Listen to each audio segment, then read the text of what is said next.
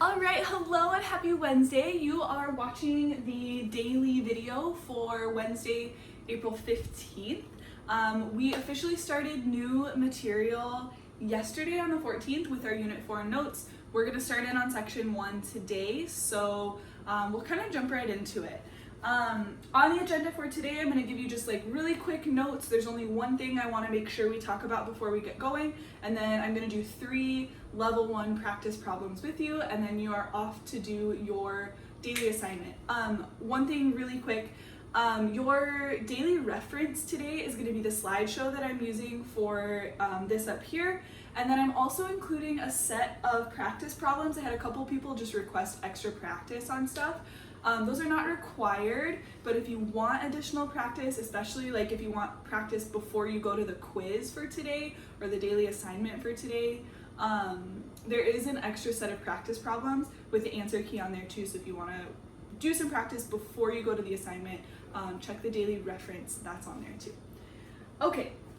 So we're going to talk about solving. Remember that we're working with radical functions here, so it's where we have the square root, the x is living underneath that square root sign, it's in the radicand, and we're going to, well, section 1 is all about solving. So finding the value of a variable, in this case we're going to be using x, isolate x, get x by itself. We're just going to use our opposite operations. The only thing that we have to be super careful of in this section, there is an order of operations that we have to follow. So there is a specific order that we have to go in.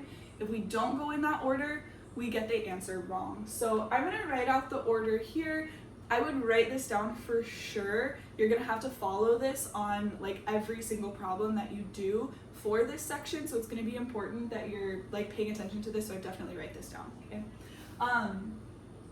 So we have to work from the outside in. So the idea is that we go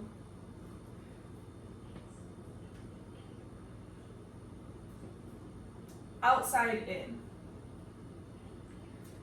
Okay, and so I'm going to give you this order of operations. There's going to be 3 steps to this. So the first one that you're going to want to do, so the very first thing you need to do before you do anything else is isolate the radical. So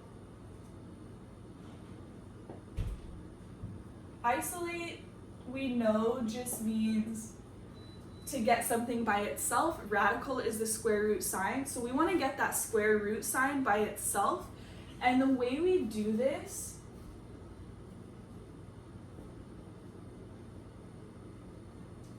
is by moving the outside first. So remember, we're going from the outsides in. So we're going to isolate the radical, meaning anything that's on the outside of the radical, anything that is not in the radicand, we're going to get rid of that first. And we're going to do add or subtract. And then we're going to do multiply or divide. So if you're looking on the outside and you have addition and multiplication, you'd want to do add, subtract first, and then multiply or divide. After that,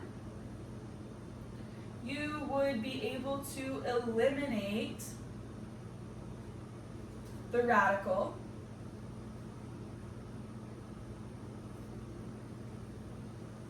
So first you get that radical by itself, and then you cancel out the radical completely. So we want to get rid of that square root sign. If you remember back to your opposite operations, the way we do that is by squaring both sides.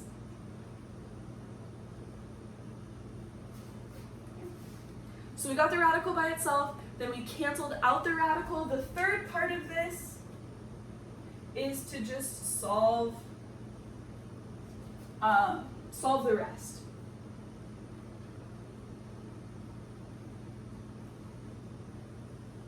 So once you do steps 1 and 2, what you're left with is like a really basic, straightforward, like algebra 1 kind of thing. So all you have to do, whatever's left over, you're just going to solve it. And then we're going to have these A and B things again here. So part A of this would be to add or subtract. And then part B would be to multiply or divide. Okay, so what I mean by, all right, we're working the outside in, we move the stuff on the outside of the radical, then we get rid of the radical, and then we just solve whatever is left over there. So the thing you have to remember about this though, you go in this order, but that doesn't necessarily mean you're going to do every single one of these steps, right? You might have one that doesn't have addition or subtraction. If there's no addition or subtraction, just skip it. If there's no multiplication or division, just skip it. There might be problems where you skip step 1, parts A and B completely. Or you might skip part 3, A and B completely. You might only have step 2, okay? So go through in this order, check to see, do I have addition and subtraction on the outside? Do I have multiplication or division on the outside? Did I get rid of the radical sign? After that, do I have addition or subtraction? Do I have multiplication or division? So we're going to go in this order, but you're not necessarily doing every single one of these steps on every single problem. Okay? So I'm going to show you what this looks like. We're going to do 3 practice problems. They're all going to be kind of your level 1, so we'll talk through what this actually looks like. I'm going to hang up this sign here. I don't know if you're going to be able to see that in the video or not. I hope so, but it just has the steps that I'm going to go through on this. So, example number 1. So here's your first example problem. We have 2 times the square root of 4x plus 1. And then on the outside, we have a minus 5 equals 13. Okay, so I'm going to go through here. The instructions on this are just get x by itself, right? And if you notice, x is in our radicand. The radicand here is 4x plus 1. It's living underneath that radical sign. So I'm going to work from the outsides in to get this x by itself. So my step 1 is to isolate the radical, meaning I want to get this square root sign. I want to move the stuff from the outside first. I'm going to do add, subtract, and then I'm going to do multiply or divide. So I notice that I have some addition or subtraction here. I'm going to use my opposite operations. The opposite of minus 5 is plus 5. So I'm going to go ahead and just add 5 to both sides, which leaves me with 2 times the square root of 4x plus 1 equals 13 plus 5 gives me 18. The second part of this now is to move my addition or subtraction on the outside. Looking on the outside of my radicand, I have this 2. Because there's no sign in between this, this is multiplication. This is 2 times the square root of 4x plus 1. So to get rid of this 2 in the front, because it's being multiplied, the opposite of to multiply by 2 is divide by 2. If I divide that side by 2, I have to divide the other side as well. Multiply and divide cancel out. I am left with the square root of 4x plus 1. And 18 divided by 2 is 9. So now this is the complete step 1 on my order of operations. I've moved everything from the outside. I have isolated this radical here, meaning I got that square root thing all by itself.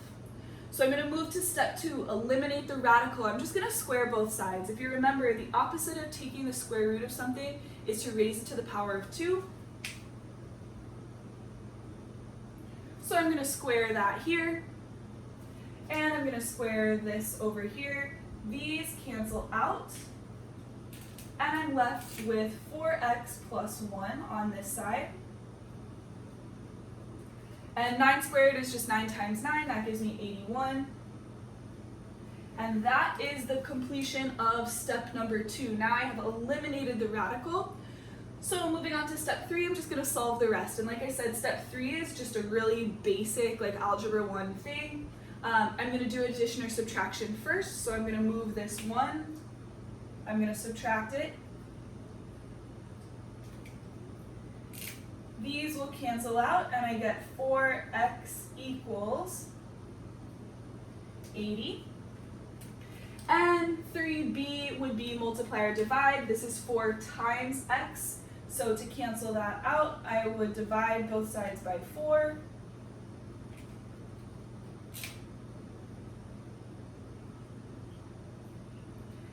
So I get x on this side, and 80 divided by 4 is 20. Okay, I have now gotten x all by itself. I have x equals a number, so this right here would be my final complete answer. And this is about as complicated as your level 1 examples are going to get. We did all of our steps. We did 1, A and B, 2, 3, A and B. So we had all of those steps on there. So let's look at a couple more. I'm going to go a little bit quicker through the next two. So your second example is the square root of 2x minus 4.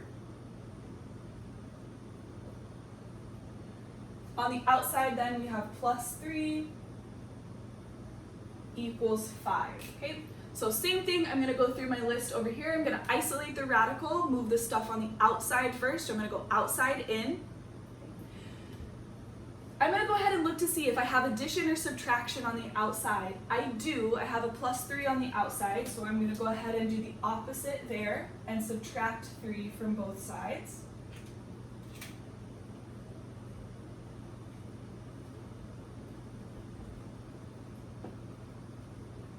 Which gives me the square root of 2x minus 4 equals 2. Then I would want to check to see, do I have multiplication or division on the outside? If I'm looking over here, I have nothing else on the outside of this radical. There's nothing in the front being multiplied. There's nothing out here being added or subtracted, right? I can go ahead and just skip over 1b. If there's no multiplication or division, just don't do it. Just skip it. Move on. Okay? So I'm going to go ahead and go straight to step 2 on this one. I'm going to go ahead and eliminate that radical, so I'm going to square both sides, which leaves me with 2x minus 4 equals 4. And that brings me down here to step 3. I'm going to just solve what's left here, add, subtract, and then multiply or divide. So I'm going to add 4 to both sides.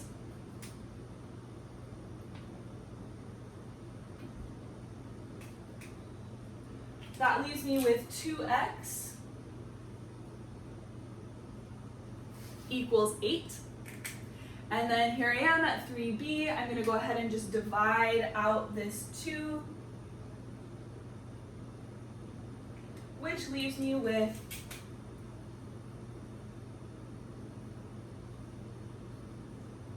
x equals 4. And that's that. That's it. That's all there is to it. We'll do one more example.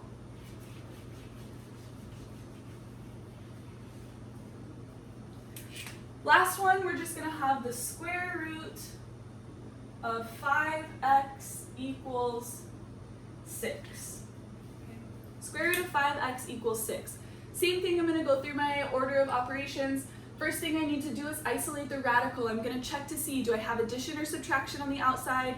Do I have multiplication or division on the outside? If I'm looking at this problem, there is nothing on the outside of this radical at all.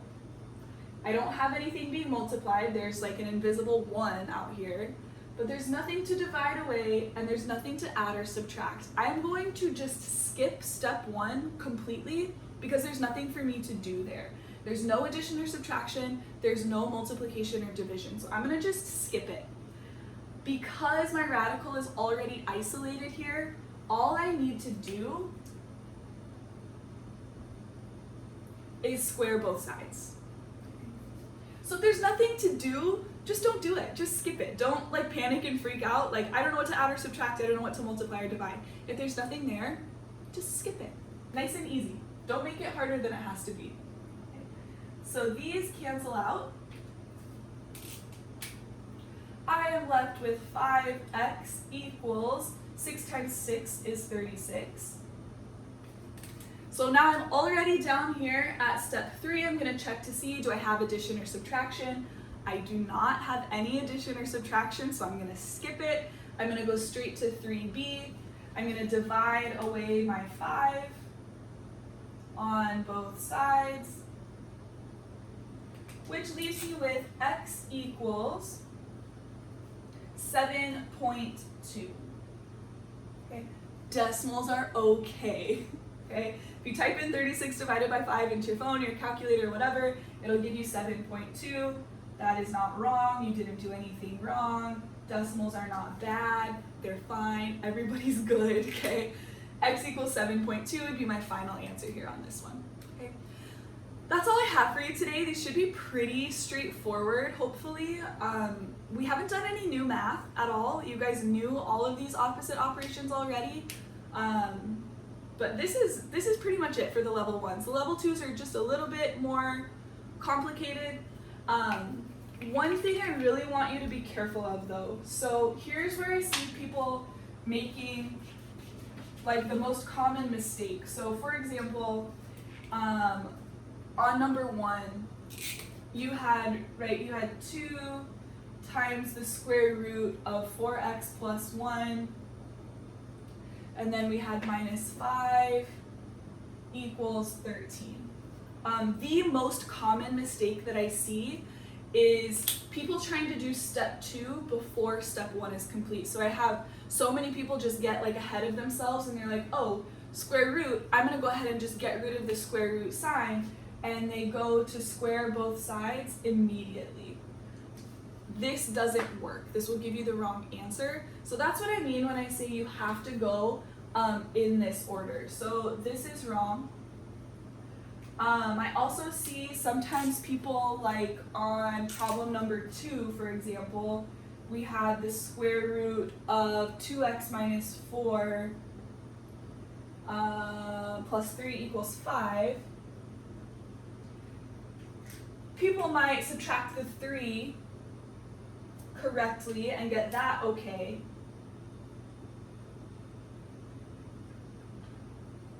And then another common mistake that I see here is people are like, oh, minus 4, I want to get rid of that 4. So they go ahead and try to add 4 here. This also doesn't work.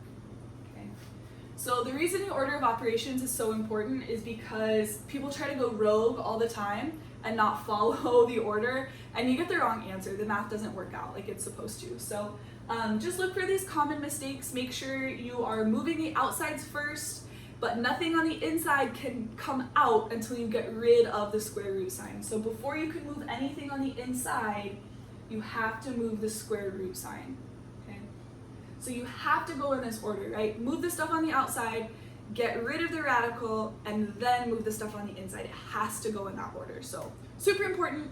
But otherwise should be pretty straightforward. As long as you're following the order, you guys should be good to go. Please let me know if you have questions. Come to office hours, come to our Zoom meeting, send me an email, comment on our Google Classroom page. But keep working hard and let me know if you need help.